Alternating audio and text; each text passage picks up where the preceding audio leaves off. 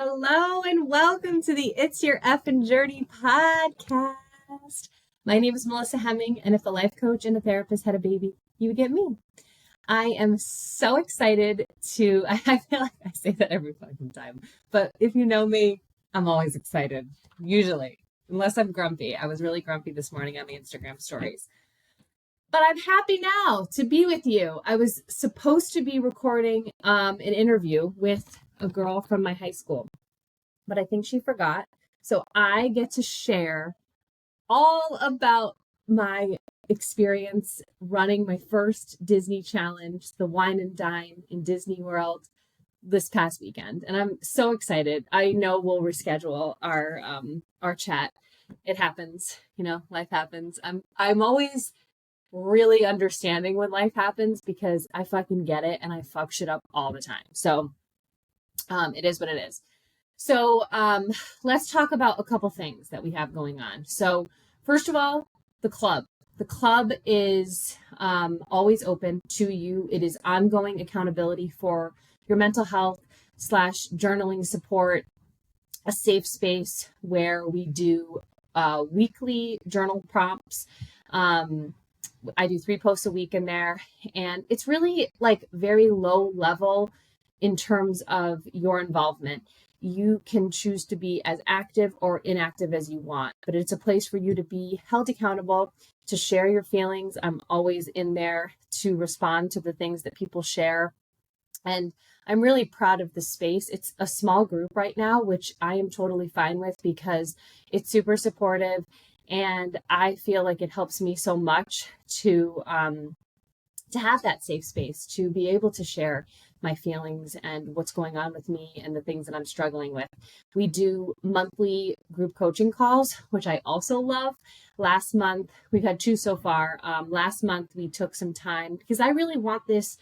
If you're going to show up in this group and then you're going to show up for the group coaching calls, I really want it to be a designated time for you to put your mental health first. So last time we did a meditation, which I always benefit from, but rarely do. And then we took some time to actually journal together and share what we're uncovering. And I just love it so much. So it's $19 a month. The link is in the show notes. And I also am bringing back one-on-one sessions. And I have been sort of toying with the idea. I haven't said this out loud yet to anyone. So I'm going to say it out loud to you, who I love so much, my favorite listeners. I am sort of tossing around the idea of this is me in business, right?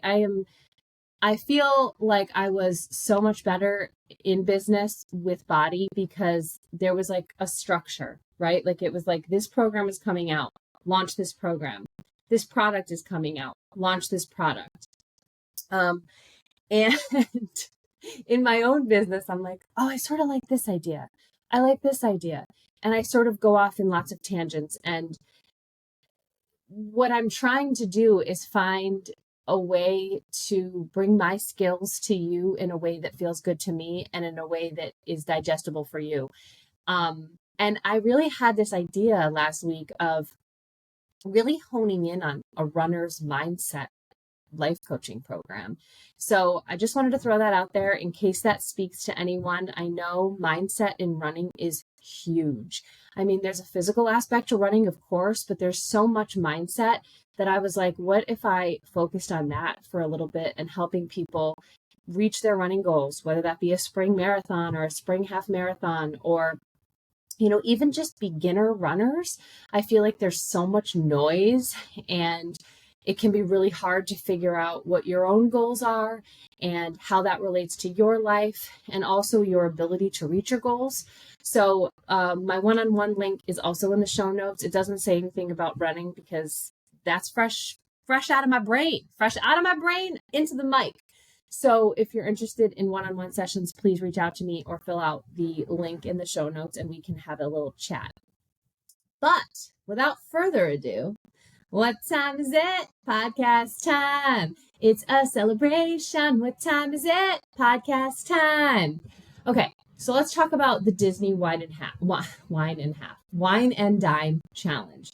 So my friends, Melissa and Jason, I know they're like popular on my podcast because I think I talked about them last week too, about the ADHD and stuff. But they're famous. They're Team Jam. And if you should absolutely follow them. They have the most inspirational story of doing their perfect Disney season, perfect Run Disney season. And I've learned so much about Run Disney from them. They are the best hosts. I stayed with them when I did my first Disney marathon. And then this time, they, made the reservations and, gave me all the tips. And, we spent the weekend together. So I adore them. And I'm so impressed by what they're doing. They are training for Dopey, which, if you're not familiar, is in January in Disney. It's like the extreme fucking running challenge that only badasses do. But it is a 5K, 10K, half marathon, and marathon all in a row. And these Disney races, they're no joke because you wake up fucking early to get there. A lot of these people do the parks afterwards. You're just fucking moving. Okay, well, let's just jump into it. So Wine and Dine is one, I don't know how many times Team Jam has done it. That's Jason and Melissa. But they love it. They love this one. And so I sort of had my sight set on this one for a while. Disney races are expensive and they're hard to get into. So I really wanted to do this and have this challenge for myself. As I said, I've run 2 Disney races already, but never a challenge. The challenge means like the consecutive days. So as I said, 2024 was my first Disney marathon. I just did the marathon, that's the only place you say that, just a marathon. And then I did the Disney half in California last September. So this one I signed up. So you have to get on to the website. So they will release all the dates of when the races are and when the registrations are. And you have to be at your computer, zoned the fuck in, ready to register. And if you're not, there's been some times that I've wanted to sign up for a race and I was not zoned in, or I was sort of haphazardly in the queue waiting for registration. It doesn't work like that. You have to be zoned the fuck in. You have to clear your schedule, which is hard for working people, but you have to clear your schedule usually at 10 a.m. on a Wednesday. Clear your schedule and just hope for the best. I don't know how Jason does it with multiple people, but apparently there's a way. Where there's a will, there's a way. So I got the challenge, 10K and half marathon. They also had a 5K before the 10K, but that was not part of the challenge. And I really wasn't down to spend, $75 on a 5K. So I just opted for the challenge, 10K and half marathon. So I forget when that registration was, maybe May, I'm going to guess April, May. So we got in, our friend Debbie got in, Jason and Melissa got in, we were golden. As I said, they booked the room. So I really didn't have to do anything but book my flight. And the challenge was last weekend. So I booked my flight. I took Breeze actually, which my flight was like $200 and it was wonderful. I flew down Thursday evening and returned Monday. So let's talk about this. So we decided to do, now another thing about Run Disney. Run Disney is so great for so many reasons. And I feel like it teaches runners, first of all, I don't even say importance. It teaches runners to fucking enjoy movement. And I obviously advocate for that so much. I respect, when runners have goals of time and speed and all of that. But what I love the most is when people can embrace movement and detach from a time. And that's exactly what I do when I'm in Disney. I don't give a flying fuck about what time I start or stop or finish or whatever time it took. It literally doesn't matter to me because I know I'm going to enjoy the shit out of what it is. And that's exactly how I went into it. So another big thing about Run Disney is the costumes. That's a big deal, dressing up. And some people, the creativity just blows my mind. It's amazing. It's amazing to see. It's amazing to see, when you're on the course struggling and then you see someone walk by in I saw someone, the theme for the 10K was, no, wait, was it? Yeah, it was the 10K was Lady and the Tramp. I was next to people in like full spaghetti and meatballs costumes, holding trays of things. Like, you literally can't complain when someone is like dressed head to toe for this occasion. There's no complaining. You just get it done. You get it done. So, okay, so I arrived Thursday evening. The following day was the 5K. And also the day, and as I said, I wasn't running that. So my Friday was all about just getting my bib. I had to go to the expo and pick up my bib. Disney doesn't let you do bib pickup for anyone else. So you have to go to the expo yourself. I'm not a huge fan of expos. Like, I'm not a big shopper. I'm just not. So that's not a huge deal to me. I do love, the pictures and getting my bib and that whole thing. But other than that, it's not a huge deal for me. So I took the bus over probably around 1 p.m., got my bib, got my shirt. This was really cool because the 10K, as I said, the theme was, oh my God, why am I forgetting what the 10K theme was? I should have it was Olaf. Olaf. Oh, so I'm wrong. Okay, so I'm wrong about that. I talked about the spaghetti meatballs. That was during the half. The 10K theme was Olaf. The half marathon theme was Lady and the Tramp. And then the challenge, like the two together, the theme was the fairies from Sleeping Beauty, which, like, my little heart, like, I was a Sleeping Beauty girl. So it's so fun. And then Disney, what I've learned from my few Disney races that I've done is that they, all of the characters are sort of the characters that you see on the course are centered around the theme of the race typically. I mean, not always, but usually, like, they'll have characters from that movie or show or whatever during the race, but also the music. So if you have been around for a while and listened to the podcast for a while, you may remember that I did a episode or a recap on my first Disney marathon, and I was annoyed about the music. I was like, why the fuck do they keep repeating songs? Like, it's annoying. Now I realize that it is very Disney and it is very strategic, and their music always is fitting to the theme too. So it can be annoying because you play the songs over and over again. And I think I even questioned this in that podcast episode, but I was sort of thinking, is this strategic? Do they want you to connect the song to the memory? And I 100% believe that in my heart now.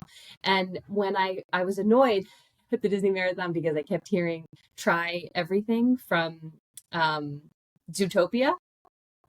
And when I heard it on course, the half marathon, I almost burst into tears. That was my song for my marathon. And I know Disney just wanted me to connect it to that. So actually now I love that the songs are repeated and that I have these memories to these songs. And it's just so special, so special. So picked up my bib, got my shit. And then we had a reservation for dinner. I can't remember where, I can't remember what, but it was lovely, I'm sure. And then we came back. So one of the things that we did that was so fun was every night on our trip, we were watching movies that either someone had not seen that was staying with us, like so Debbie or maybe Preston, that was Melissa and Jason's son that was with us. And we would fall asleep watching the movies because we had such early wake up calls that we were going to bed, 8:30, 9 o'clock. So I think we got into bed that night at like, I don't know, 7:30 or 8. And we put on, oh my God, why do I have no memory of this? And it just fucking happened. What did we watch the first night? Oh I can't remember. I can't remember. I really can't remember. Hopefully it will come to me. Anyways, fell asleep around 8:30. And that night for the 10K the next day, I think our alarms were set for 2:30. 2:30 a.m. So 2:30 a.m. we woke up. We were doing a Frozen theme because it was Olaf. So I was Elsa. And what I chose to do, because I'm really not into like, I like costumes, but I don't want to be super uncomfortable. I chose one of those like workout outfits that has like, the shorts and the skirt. It's all connected and just like a tank top. And it was blue. I put my hair in a braid to the side. I sprayed it with this like white shit that you may or may not have seen depending on how the camera sort of picked it up. But in some pictures you can see it more than others. Like you can see a little bit of white in my hair, and I just did fucking sparkles all over the fucking place. So I was Elsa, and got to, so then we stayed at Caribbean Beach, and there are buses starting, at least for the 10K, starting at 3 a.m. And the race itself starts at 5 a.m., but it's all in corrals. So from Corral A with the really fast runners all the way to G, I think it went to G. And you can, they'll message you or they'll email you, a couple months before the race, so you can add your time in and be in the corral that you belong in. So I was in Corral C. I think I entered either my Hartford half time or my Ghost Run half time, which was 2:24. As long as I think you're under 2:30, then you get to be, I don't know. I actually don't know what that means. Jason told me something about that. It has to be under 2:30, but I don't know. So I was in Corral C. Our friend Debbie was in, I think, G, and Jason was in E. So we hung out for a little while at the start line. There's tons of porta potties. They have, the DJ going. There's characters there, so you can get in line for the characters. They have bag pickup or bag check. And then we got into our corral. And so depending on when the corrals open is really when your race starts. So Corral A starts at 5 a.m. and the wheelchairs start at like 4:58, I think.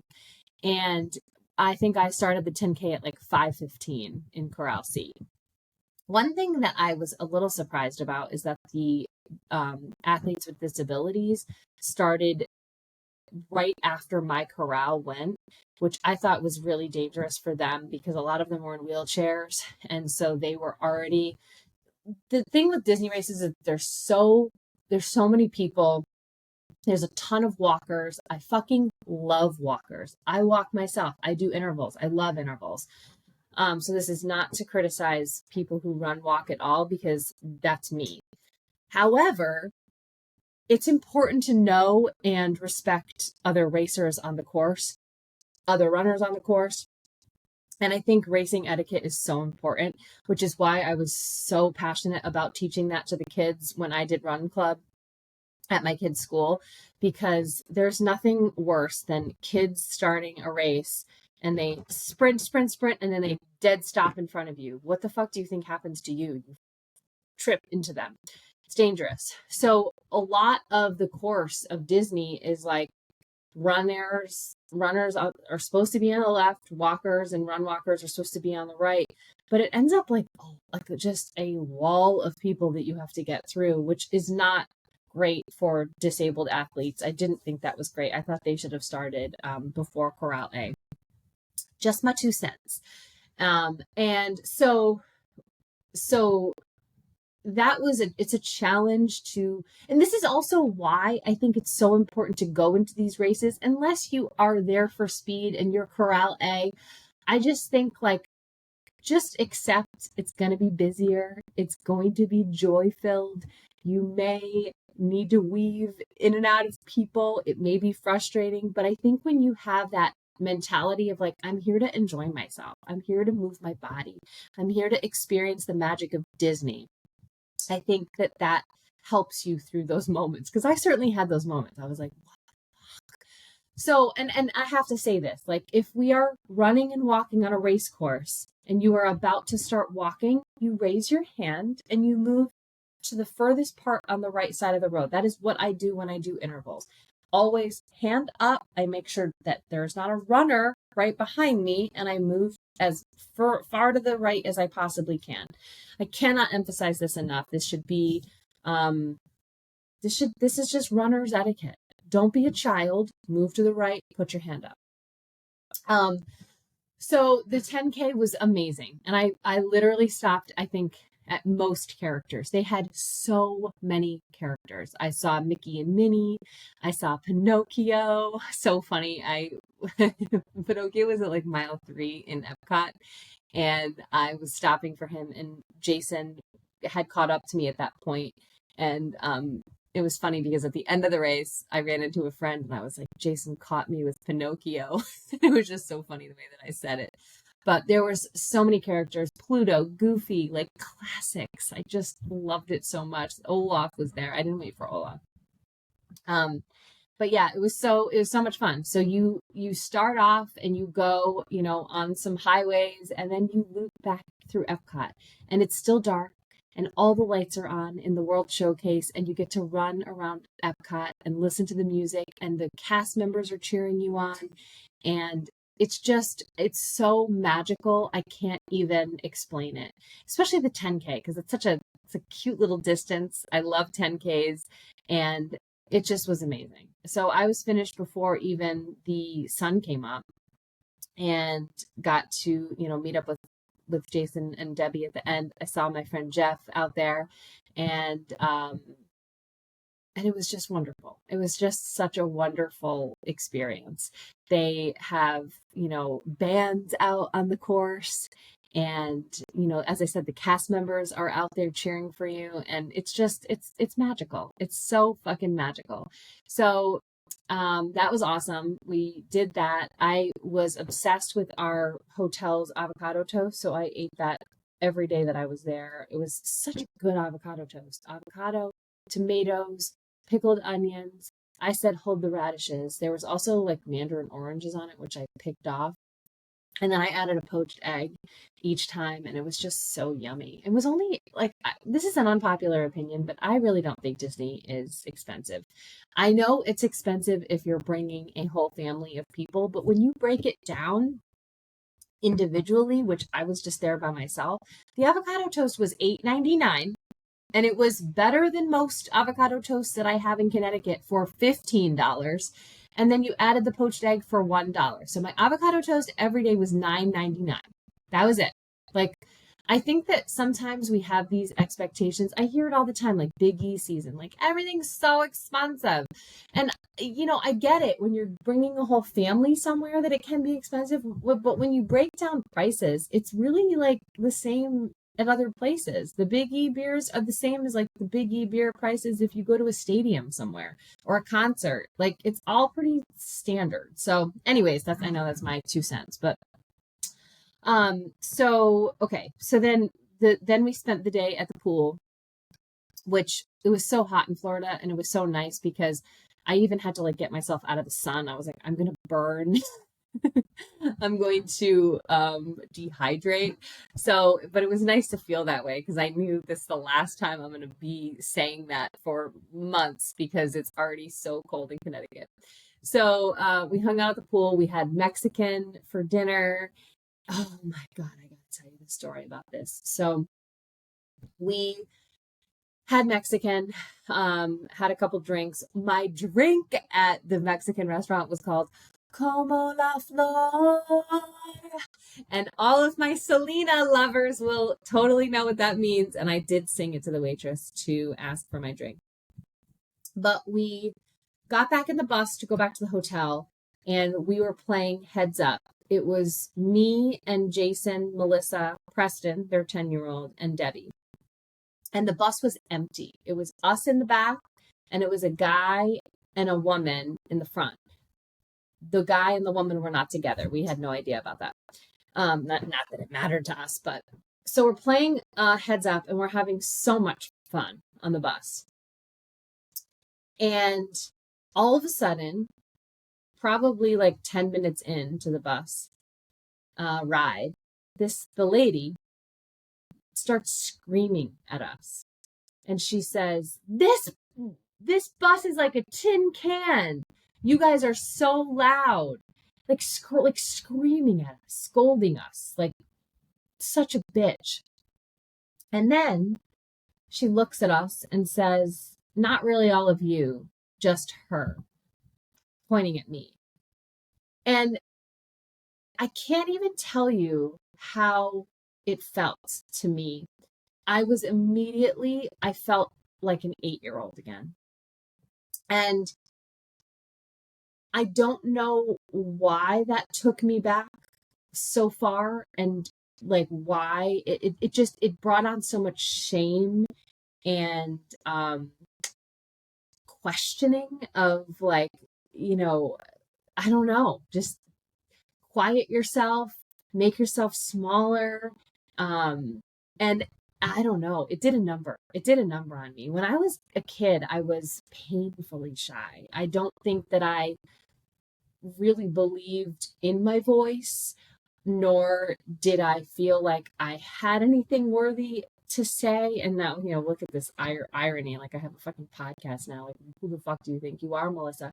But I think a lot of my imposter syndrome, comes from that tiny little girl who didn't know that she had a voice or had anything valuable to say. And that lady, I don't even want to say that I allowed her to bring me back to that place, because it was such an immediate, natural response. And honestly, talking to my friends about it who were on the bus with us, like, they got it because they felt the same. Maybe from, maybe their, internal dialogue was different because of different life experiences, but we were all rattled by it. We were all shocked. The 10-year-old to all the adults. We just were like, whoa. It was really shocking, because I think if she had just been like, hey guys, like, you're really loud, we would have been like, oh my God, sorry. Like, let's take it down a notch. But to be like scolded like that in that sort of environment, I can't even tell you. So we all sort of like stood there or sat there like deers in headlights. And then finally my friend Melissa, I'm so glad that she did this, but she was like, well, let's continue. So we continued playing, and just, on a quieter level. I knew in that moment, like, I am going to have some big feelings about the things that I wish that I said, or the way that I wish I responded. And I sure do. I wish I was like, fuck you, to be quite honest. I wish I was like, fuck yourself. You're a miserable bitch, and fuck yourself. I'm not happy that I said nothing, but I also just was so surprised, and I know we all were. So I'm giving myself grace that, could I have handled it a lot differently? Could I have spoken up for myself? Could I have told her to fuck the fuck off? Would I have regretted it? Probably not, because she was a bitch and she handled it incorrectly. But it was wild. It really was so wild. And we talked about it and made fun of it the whole rest of the trip, which, was amazing. But so crazy to like pinpoint and point me out. And it just, I don't know, it taught me a lot about how I want to treat other people. And I would never, ever, ever, ever be like that to someone. And that makes me feel good, So if I'm loud, that's great. I'm fucking loud. I'm obnoxious. I have a high pitched, annoying voice when I'm having fun. But at least I'm not a bitch. So I will take me and the way that I show up in this world over that lady any day. Okay, so we went back to the room. This night we watched Lady and the Tramp, which I don't think a lot of the people had seen. It'd been years since I'd seen it, and we all fell asleep, of course. No, we watched Frozen. What did we watch the first night? Oh my God, it's gonna drive me crazy. I'm gonna text Melissa right now. That night we watched Frozen. I'm almost positive we watched Frozen and we all fell asleep. Because the next day was the half marathon. So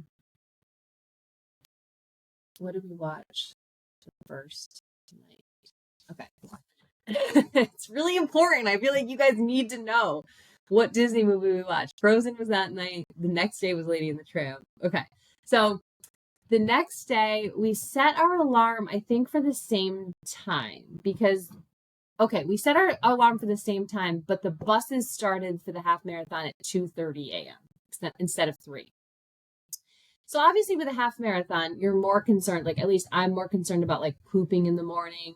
I had less of a costume that day. So this day I was going as Mrs. Banks. I had the Votes for Women tank top and I just had a blue tutu, which I actually think is the same tutu that I wore at the Disney Marathon. I didn't realize that till I posted a picture yesterday and I was like, that's the same tutu. So I was super excited, and anytime on course when people said, I love your tank top or called me Mrs. Banks, I sang to them, cast off the shackles of yesterday, shoulder to shoulder into the fray. Our daughters will adore us, and they'll sing in grateful chorus. Well done, Sister Suffragette.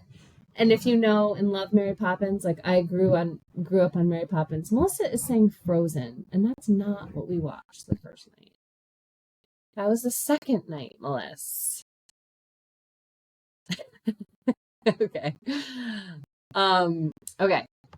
So yeah, I loved that. So anyway, so we get to we take the bus, I don't even know when we got there, maybe 3:30, maybe even closer to 4.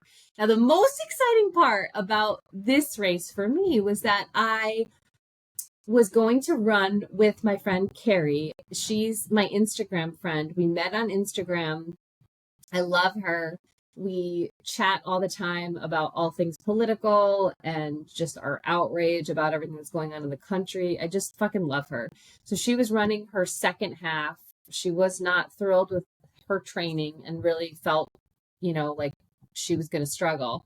And I was like, I'm here to just have fun with you for 13.1 miles. So we got to meet that morning. She was dressed as Hey Hey, which was so fun on the course. I didn't even realize how fun it would be because all the people were just shouting, hey, hey. And then she would either cluck back or shout, hey. And it was cute.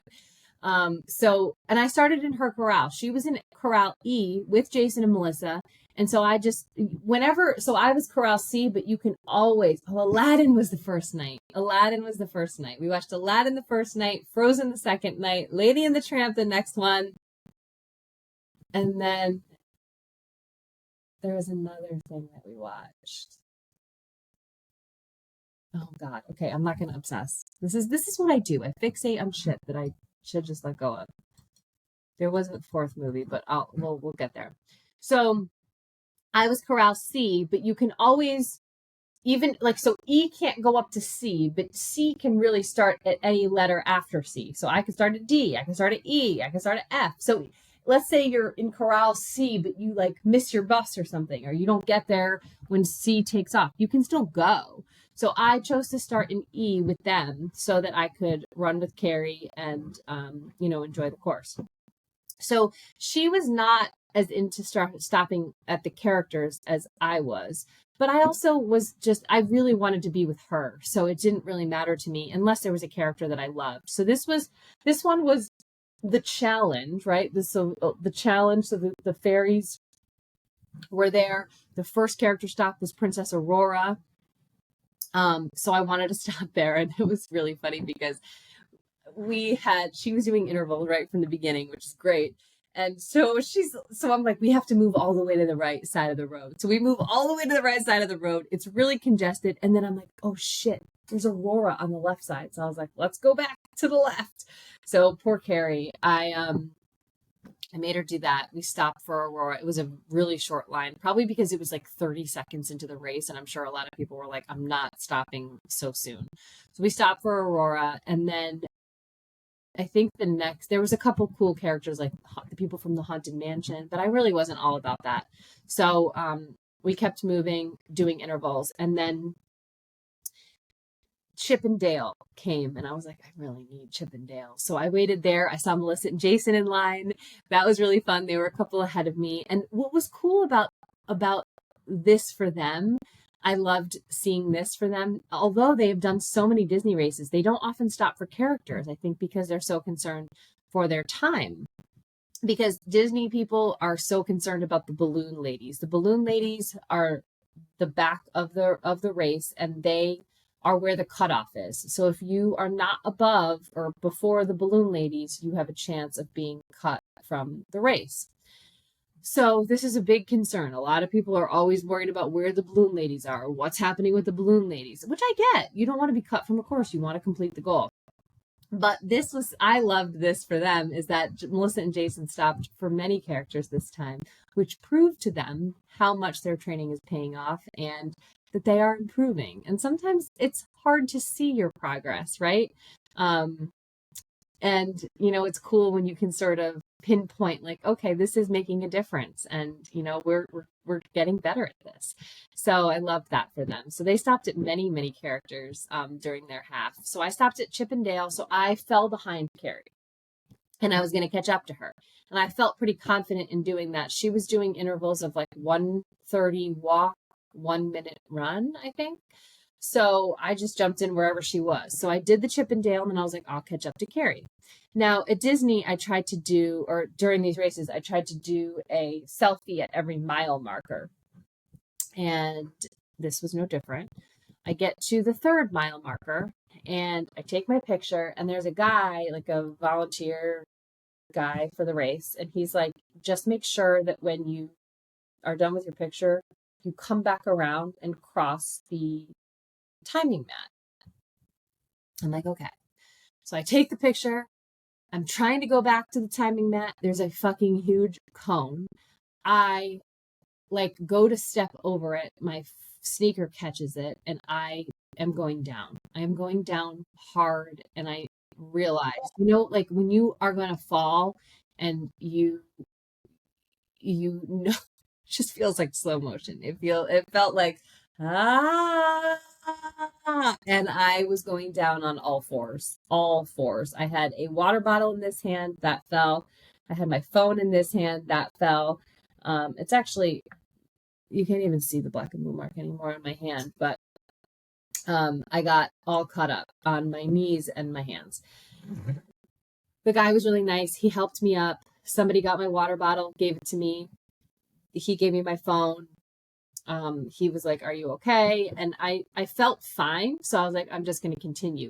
Now, this part of the course was right where the boardwalk is. And the boardwalk is beautiful. It's all lit up, but it's also on a boardwalk, which can be slippery. So I just decided to walk the boardwalk and sort of get my shit together because I was rattled from falling. I was upset that I fell. I don't know that I've ever fallen in a race like that. I mean, I've fallen running. I don't know that I've ever fallen in a race like that. I had blood pouring down one leg. The other leg was all bloody too.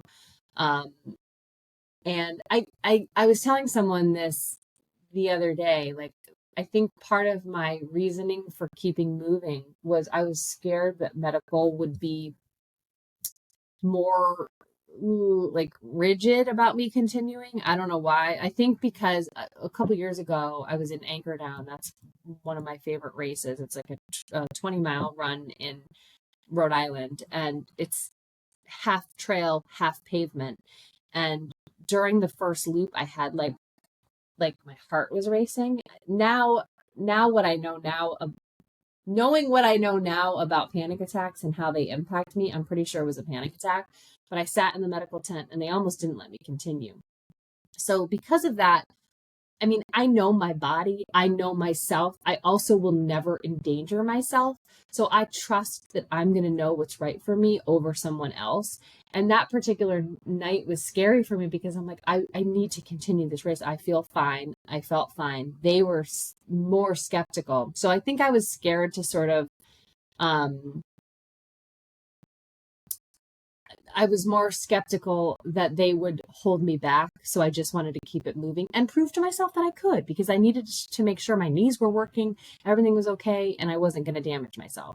Because ultimately, this was the kickoff for Tokyo training. So I know, I can't fuck myself up. I've got to be okay for that, So I continued. I walked on the boardwalk, and then I got to the end of the boardwalk and waited. There was a character there. I forget who it was.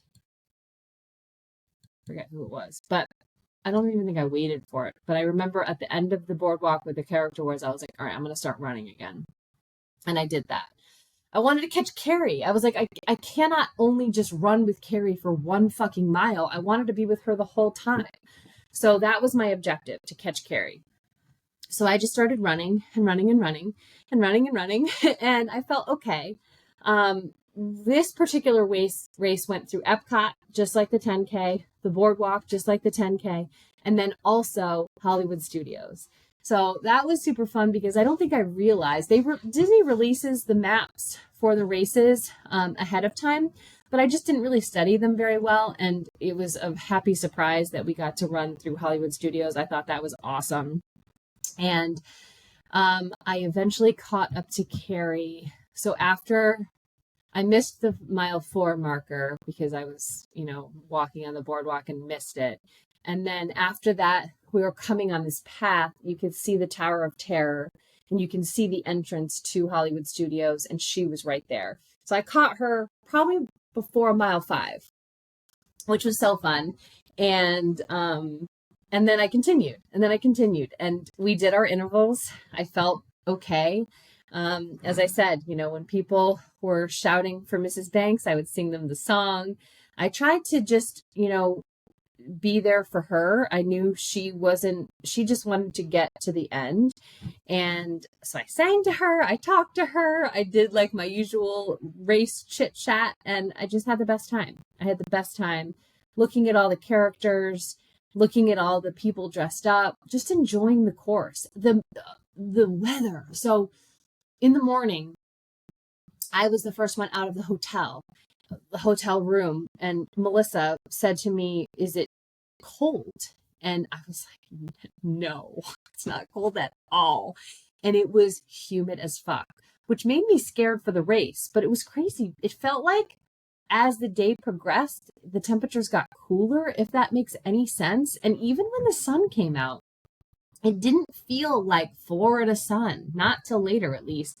There was a good breeze. Like I felt really good. So I'm trying to think if anything like happened on course that was particularly of interest. I didn't stop for any other characters. I didn't really, there was the one Sebastian. He was at the end, and Scrooge, he was at the end. But it would have sacrificed my finish with Carrie. And I chose Carrie over Sebastian, which I told her is true love. It's true love to choose someone over Sebastian. But it was cool to pass them and, as I said, to finish with her. So we got to the end. Oh God. So the 10K, let me go back to the 10K because the song at the end, what was the song at the end? I should have reviewed my fucking photos before doing this podcast because I've never cried finishing a 10K. But I have to explain that running Disney, especially for someone who's so connected to Disney, Disney reminds me of my childhood. We used to take a trip every few years when I was a kid. It reminds me of my parents. It reminds me of my own kids. We're a Disney family. So my kids were raised on all Disney movies. So, it's hard to even go through one race without hearing a song that I think of my babies. And that was no different. So I forget what the fucking song was that was at the end of the 10K, but it was something that shook me. And I've never been so emotional finishing a 10K.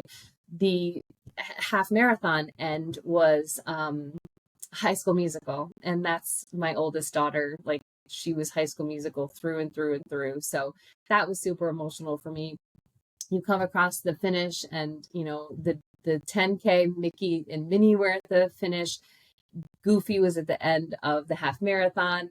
We crossed the finish line, and it was so nice. So I got my challenge medal then. So you get your half marathon medal, and then the people who do the challenge are directed to get their challenge medal. So you get both medals. So I walked away with 3 medals from the challenge, and then I got to meet Carrie's mom and sister, which was super cute. And then I got to wait and cheer on Melissa and Jason. And it was so amazing. And then so the Wine and Dine is the only Disney race that you get free admission into Epcot, the Wine and Dine Festival, that day. So anyone who ran challenge gets into the after party. So basically you get to go to Epcot at 5 o'clock. The park is still open to other people at that point. But at 10 o'clock, or no, actually, I think it was 9 o'clock. 9 o'clock, it closes, and it's only the people that did the challenge until 1 a.m. There's a handful of rides that are open. We got to ride Test Track, which had recently been done again, redone, which was awesome. Also, Soarin' is open. Guardians of the Galaxy is open. Frozen was open. But we just really just ate and drank and walked around, saw the fireworks. Smash Mouth was there. I guess they always have a musical artist. It's usually Boys to Men, which I would have loved, but it was Smash Mouth. And we just had the best time, just walking around, eating, drinking. We made it till like 12. Oh, we came after the race. After the race, we had a character brunch, which I think was more emotional for me than the race itself, because I had forgotten. I knew we were going to brunch. I had brunch in my brain, but I forgot that it was characters, and it was classic characters. So it was Minnie, Daisy, Donald, and Goofy. Yes, Minnie, Daisy, Donald, Goofy. What? I was so emotional. So we got to see them, have a delicious brunch, went back to the hotel room, showered, and took a nap. And that's when we watched Lady and the Tramp. And then we went to the as I said, Epcot. I don't think I would have made it if I hadn't had that nap, because we were up at 2:30. So if I hadn't had that nap, I don't know that we would have made it. But we went to Epcot. We were really worried because Hurricane Melissa was brewing, and we thought that we were going to get some storms. And there were some storms that day and some rain, but luckily it didn't really impact us that night. And we made it till 12, came back, crashed, and then my flight wasn't until like 1 p.m. Monday afternoon, so I didn't have to jump out of bed super early. I got to sleep, have some of my avocado toast for the last day, and then take my flight back home, which was pretty uneventful, and was home by 7 o'clock, which was so nice. So I loved this experience. Again, so grateful for Team Jam for, being the best Run Disney hosts and inspiration for all of this. And hopefully this answers any and all questions that you guys have about Run Disney and what this experience is like. But so magical. Disney is, and that's again, like when I think about the cost of Disney, I mean, yes, Run Disney is expensive. Going to Disney's, it can be expensive if you're, as I said, going with a family. But what they deliver for the race, for the vacations, for the parks, if you know Disney, you love Disney, and you know that it's worth every fucking cent, because the experience that you get is just unmatched. So I, take my money, Disney, and, that's it. But don't forget, the club is open for you guys, for your support. If you are interested in one-on-ones, fill out that link or shoot me a message. Thank you guys for being here. If this episode, you enjoyed it, send it to a friend or screenshot it and share it in your stories. Thank you for being here. I love you so much. Mwah.